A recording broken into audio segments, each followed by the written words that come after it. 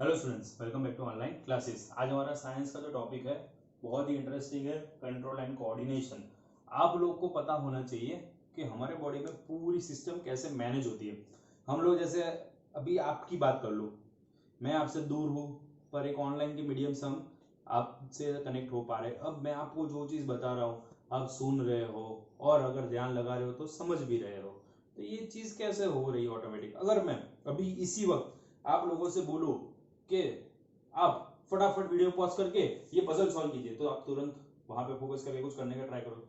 अगर आप live classes में ना होते हुए अगर प्रेजेंट होते यहाँ पे और मैं ऐसे बोलता प्लीज बुक निकालिए, तो आप तुरंत बुक निकालते। तो ये ऑर्डर आपके माइंड से फॉलो होता है। ये सारी चीजें क्या होती है, कंट्रोल एंड कोऑर्डिनेशन। तो मेनली दो चीजों से होता है वो, ब्रेन, ह्यूमन बॉडी की बात कर रहा हूँ, और spinal cord. Spinal cord, brain, ये दो तो मेन है जो कराते, पर इनको परफॉर्म कराने के लिए हमारे बॉडी में क्या चाहिए, नर्व या न्यूरॉन। और इससे पूरी जो सिस्टम होती है नर्वस सिस्टम बोला जाता है। तो ये नर्व्स जो है ये बहुत ही इंपॉर्टेंट रोल प्ले करते हैं, जो कि तीन टाइप के होते हैं, सेंसरी, मोटर और मिक्स। सेंसरी नर्व्स मतलब के आपके सेंसरी ऑर्गन, जैसे आंखों से देखना, तो जैसे आंखों से आप देख रहे हो तो ऑप्टिकल नर्व्स होते हैं जो आपके ब्रेन तक ले जाते हैं और आपको पता चलता है क्या देख रहे हो, ठीक है। सुन रहे हो तो यहाँ पे ऑडिटरी नर्व्स होते हैं, कुछ स्मेल आ रही है, ओल्फैक्टरी नर्व्स होते हैं। तो हर एक टाइप के, ये हर एक जैसे स्किन पे भी होते हैं नर्व्स। तो ये सेंसरी नर्व से मैसेज होता है आपके ब्रेन तक पास ऑन। आपके ब्रेन से उसको जो मैसेज पहुंचता है, जैसे मैंने बोला कि भाई चलो बुक निकालो, तो वो मोटर नर्व्स जो ब्रेन से आपके कोई भी ऑर्गन तक ले जाता है मैसेज, और मिक्स नर्व्स जो के दोनों टू वे कम्युनिकेशन करते हैं, दोनों वे में जाता है, ठीक है। तो ये तीन टाइप के होते हैं मेन, ये दो चीज होती है। इनको हम डिटेल में, इसको, इस बंदे को हम डिटेल में बाद में लेंगे, ठीक है, नेक्स्ट लेक्चर में, क्योंकि ये तो एक पार्ट में होने वाला नहीं है चैप्टर, 2 से 3 पार्ट बनेंगे।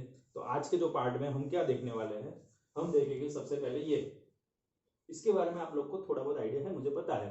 तो ये न्यूरॉन है, उसका स्ट्रक्चर देखेंगे, वो हमारे ब्रेन और स्पाइनल कोर्ड से कैसे रिलेट करके फंक्शन करता है वो समझेंगे। उसके बाद ये दो बहुत ही इंपॉर्टेंट प्रोसेस समझेंगे, रिफ्लेक्स एक्शन रिफ्लेक्शन। और लास्ट में एक बहुत ही नया टॉपिक लाया हूं, ठीक है। चलो तो शुरुआत करते हैं हम हमारे न्यूरॉन से। अब इसको न्यूरॉन भी बोला जाता है, सिंगल नर्व सेल होता है, जिसको हमारे बॉडी का सबसे लॉन्गेस्ट सेल भी होता है, एक फैक्ट बता दूं। और जो यहाँ पे हमारे जो होता है न्यूरॉन, ठीक है, यहाँ से हमारे हिंड ब्रेन से जो पीछे स्पाइनल कॉर्ड तक, वो सबसे लॉन्गेस्ट न्यूरॉन हमारे बॉडी में प्रेजेंट होता है। अब यहाँ पे अगर मैं बात कर रहा हूँ उसके स्ट्रक्चर की, तो उसका जो सेल बॉडी होता है ना, ये साइटोप्लाज्म जो मैंने बताया सेल बॉडी, उसके यहाँ पे ऐसे इवोल्यूट हुआ होता है, वो डेवलप्ड हुआ होता है, और ऐसे वो ज्यादा से ज्यादा अपना एरिया कवर करता है, ठीक है। और उस चीज को हम बोलते हैं डेंड्राइट्स, ओके। डेंड्राइट को और ये सबको प्रोटीन कौन देता है, कौन उसको ग्रो करता है, तो ऑब्वियसली वो कहां से होगा, सेल न्यूक्लियस से। उसके पीछे जो टेल जैसा स्ट्रक्चर होता है, जहां पे ऐसे यहाँ पे डिब्बो जैसा स्ट्रक्चर होता है, तो वो जो होता है उसको बोला जाता है एक्सॉन। और एक्सॉन के आसपास जो एक कवर होता है जो उसको प्रोटेक्ट करता है, उसको बोला जाता है माइलिन शीथ, ठीक है। और जो लास्ट में जो चीज है उसको बोला जाता है नर्व एंडिंग बटन या फिर नर्व एंड पॉइंट्स। अब कैसे वर्क करता है फटाफट देखो समझो। यहाँ पे जैसे ये वाला पार्ट है, कोई वो कोई मेरे सेल को टच किया हुआ है किसी चीज को, अब वहां पे जैसे मैंने पिंच किया हुआ वाला पार्ट को, तो यहाँ से एक इलेक्ट्रिक इंपल्स जैसा जनरेट होता है। वो इलेक्ट्रिक इंपल्स यहाँ से जाता है, यहाँ से फॉरवर्ड होके यहाँ तक पहुंचता है। अब यहाँ से आगे क्या, तो आगे यहाँ से ये जो है ना, ऐसे बहुत सारे नर्व होते हैं, एक तो होता नहीं हमारे बॉडी में, तो दूसरे नर्व का कोई ना कोई डेंड्राइट इसको कहीं भी टच कर जाता है कोई भी बटन को, तो ऐसे चेन फॉर्म में वो हमारे ब्रेन तक मैसेज ले जाता है। अब यहाँ पे एक और बहुत ही इंटरेस्टिंग जानने वाली बात ये है कि नर्व सेल जो है ना हमारे बॉडी में, वो सेल डिवीजन नहीं करते। सेल डिवीजन नहीं करते मतलब कि मेरिस्टेमेटिक नहीं है। मेरिस्टेमेटिक नहीं है मतलब कि एकदम कॉमन वर्ड्स में अगर बताऊं, तो वो अगर एक बार डेड हो गए या डैमेज हो गए तो उसकी जगह पे नया नर्व सेल नहीं बनता। और यही रीजन है कि ह्यूमन की जैसे जैसे जैसे जैसे एज होती है वैसे वैसे उसके कुछ सेंसेशन क्या हो जाते हैं, लो हो जाते हैं।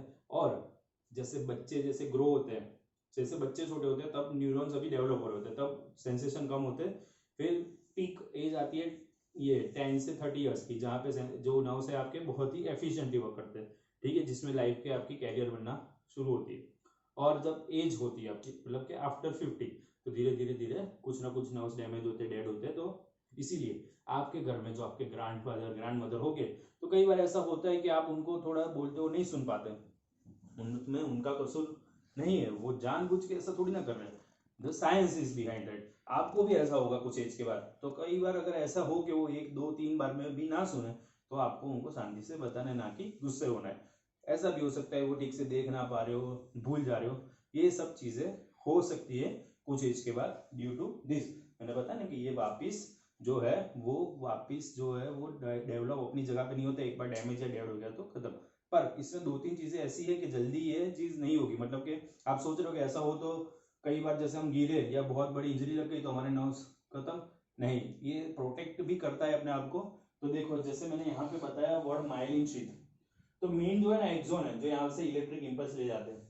तो जनरली एक्सोन एक बार ब्रेक हो गया ना तो आगे कनेक्शन टूट सकता है, पर माइलिन शीथ का कवच अगर वो यहाँ पे जो उसके ऊपर जो है लेयर, उसके टूटने से इफेक्ट नहीं होगा हमारे नर्वस सिस्टम पे।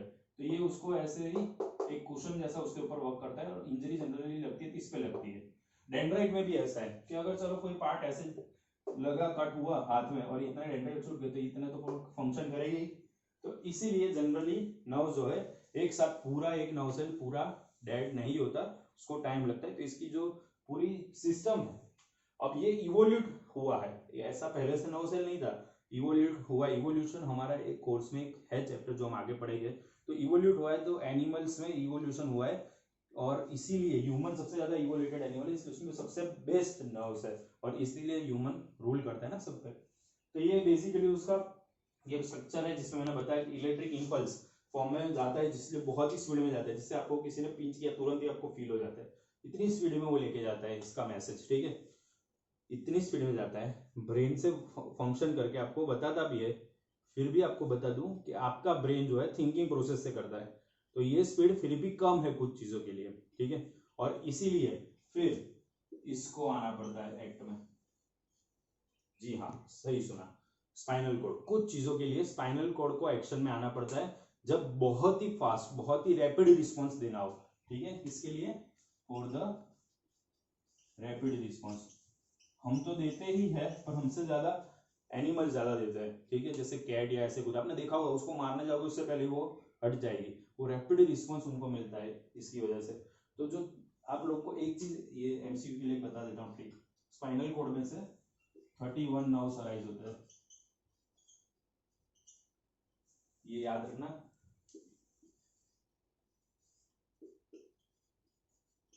एक माँ का लड्डू है, ठीक है। अब ये हम इस पे बात करते हैं कि स्पाइनल कॉर्ड जो है वो रैपिड रिस्पॉन्स कैसे देता है। अब जैसे कि यहाँ पे उससे ये दो चीज कनेक्टेड है, reflex action and reflex arc. Reflex action किसको बोलते हैं, तो जैसे कि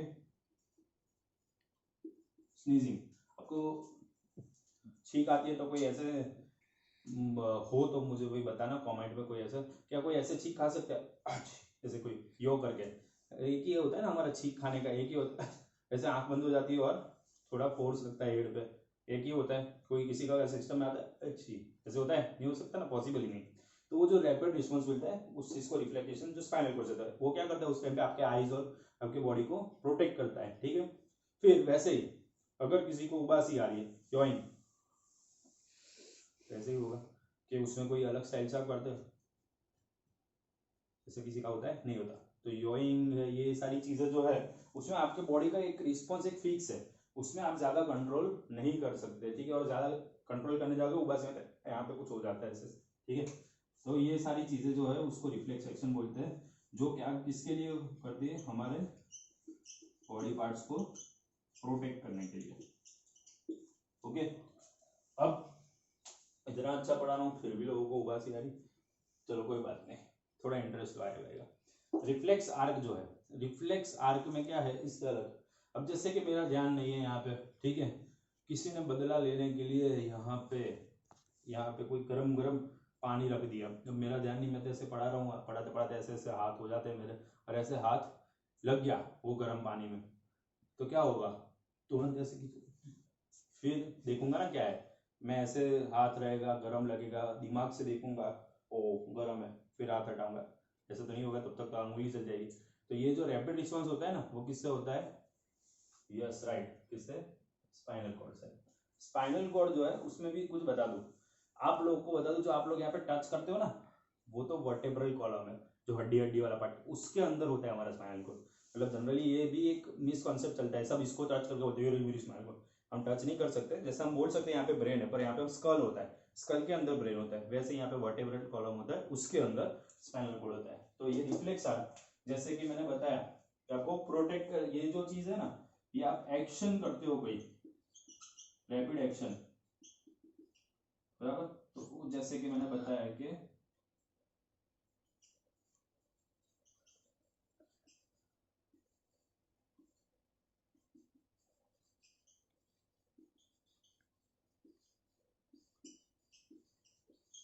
सडनली ऐसे हॉट प्लेट या कुछ किसी चीज पे टच कर दो गलती से, तो हम हटा लेते हैं, वो कौन कराता है, स्पाइनल कॉर्ड। और एक एग्जांपल बताता हूँ, मस्त सो रहे और एक मच्छर रात को आके आपके कान के पास वायोलिन बजाता है, ठीक है, और आप नींद में ही एग्जैक्ट उस पर हमला बोलते हो, ठीक है। तो ये जो चीज होती है वो भी किससे होती है, स्पाइनल कॉर्ड से। इतना परफेक्ट निशाना आप देख के नहीं मार सकते, पर नींद में स्पाइनल कॉर्ड से उधर लग जाता है, ठीक है। तो ये भी एक दूसरा एग्जांपल जो मैंने बताया वो किसका बताया, रिफ्लेक्स आर्क का।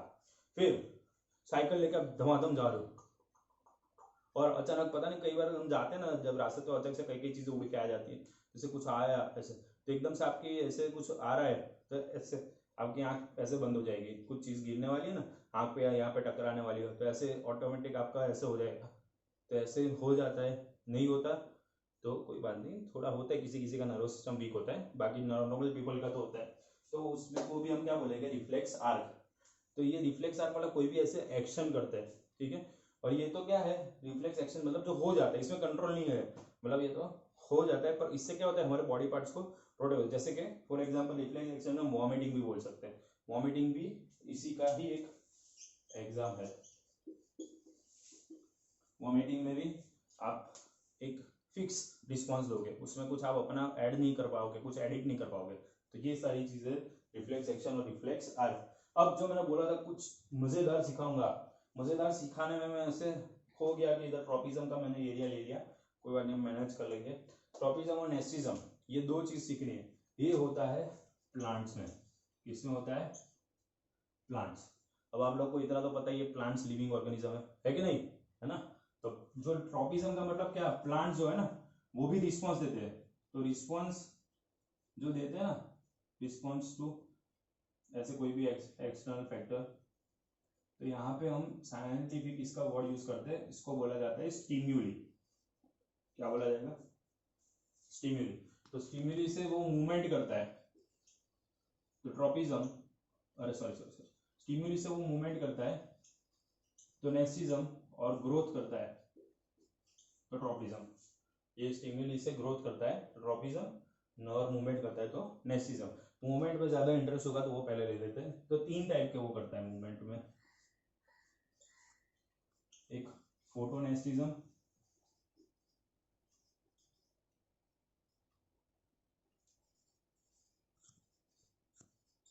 एक थर्मोनेस्टिज्म और एक थिग्मोनेस्टिज्म। अब उल्टे से गए हैं यहाँ पे, तो यहाँ पे भी उल्टे से जाते हैं। तो थिग्मो, जब भी वर्ड आए ना थिग्मो, ये तो साइंस में ये वर्ड का मतलब होता है टच। तो ये थिग्मोनेस्टिज्म का मतलब होता है टच। तो टच की वजह से मूवमेंट प्लांट में होता है, होता है, बिल्कुल होता है, याद करो।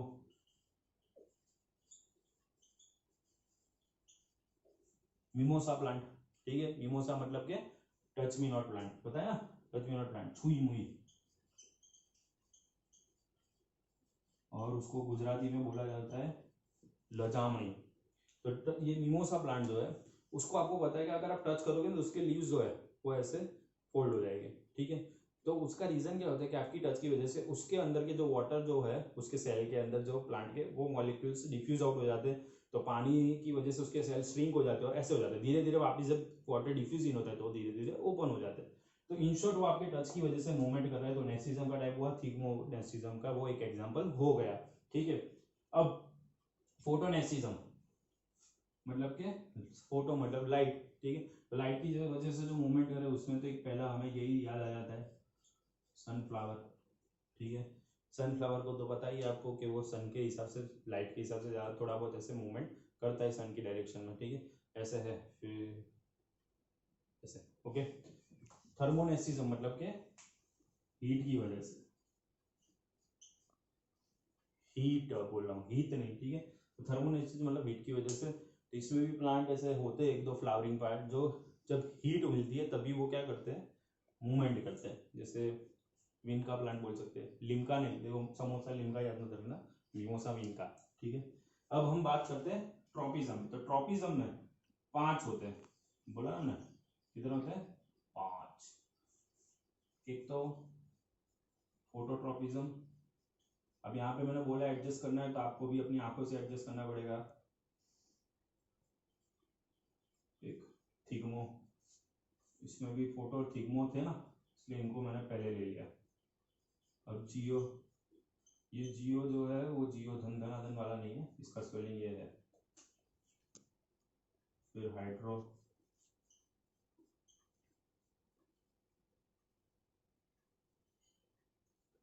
देखो ये जो ट्रॉपिज्म बता रहा हूं मैं आपको, उसमें याद रखना ग्रोथ हो रहा है, और इसमें मूवमेंट, मतलब ये सब चीज में क्या बता रहा था, प्लांट रिस्पॉन्ड करके मूवमेंट कर रहा था। इसमें मूवमेंट नहीं करेगा, पर क्या करेगा वो, उसको सामने ग्रो करेगा। जैसे कि फोटोट्रॉपिज्म का एग्जांपल बताओ, तो कई बार आप लोगों ने देखा होगा कोई बिल्डिंग में से, घर में से कोई छेद हो ना, उधर से क्रैक हो, उधर से भी एक प्लांट ग्रो हो जाता है।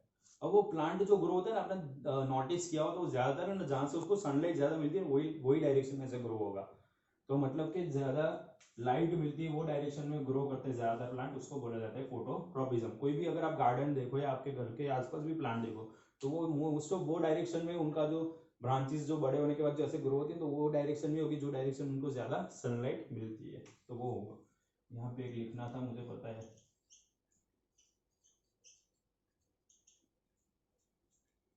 हमारे कैमरा मैन टेंशन में आ जाते हैं और एक नहीं लिखता तो ऐसे ऐसे करते हैं।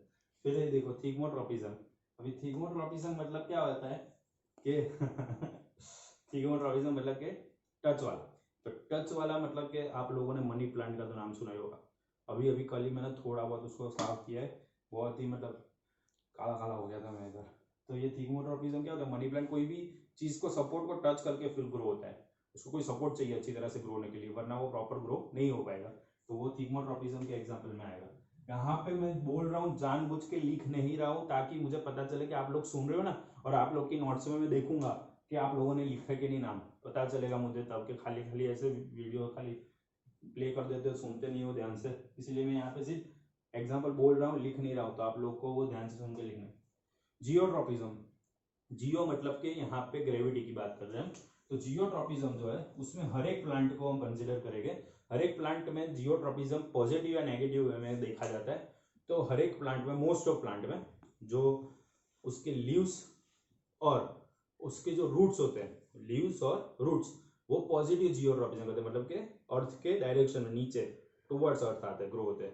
पर जो स्टेम होता है उसका, ठीक है, वो स्टेम क्या करता है, अपवर्ड ग्रो होता है ना, तो नेगेटिव जियोट्रॉपिज्म करता है, ग्रेविटी के ऑपोजिट डायरेक्शन में। तो ऐसे इसमें पॉजिटिव नेगेटिव वे में देखा जाता है, मतलब हर एक प्लांट को उसके एग्जाम्पल में सेट किया जाता है। हाँ, जैसे पोटैटो और ऐसे कुछ प्लांट में थोड़ा बहुत रिवर्स होगा उसके स्टेम और ऐसे, पर इसमें हमेशा पॉजिटिव नेगेटिव वे में ही देखना है। हाइड्रोट्रॉपिज्म मतलब कि जो डायरेक्शन में से वाटर मिल रही है, वो डायरेक्शन में प्लांट अगर ज्यादा ग्रो करता है तो उसको बोला जाता है हाइड्रोट्रॉपिज्म। यहाँ पे समझो कि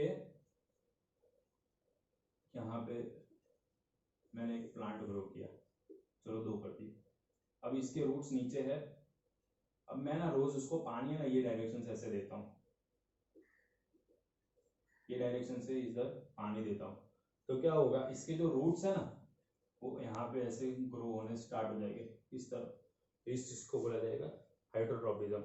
इसके रूट्स इस तरफ इसलिए ज्यादा ग्रो हो गए पानी की तरफ, क्योंकि वहां से उसको पानी मिल रहा है।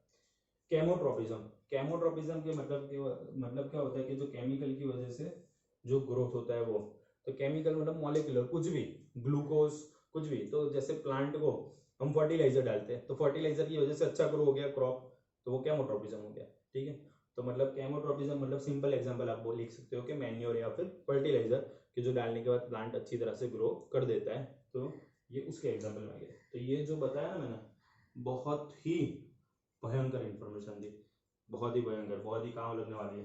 तो आज का ये पार्ट 1 इतना ही, पार्ट 2 के साथ जल्दी मिलेंगे। Stay tuned, stay safe and keep notes. Okay, bye.